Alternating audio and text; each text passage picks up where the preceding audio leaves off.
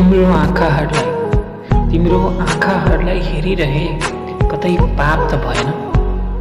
तिम्रो आँखाहरूलाई हेरिरहे कतै पाप त भएन। बोलिरहेको तिम्रो ओठहरूलाई हेरिरहे कतै पाप त भएन।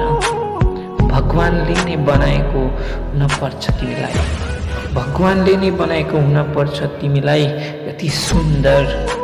जे हुनु छ होस् तिमीमा हराइदिन्छु बरु।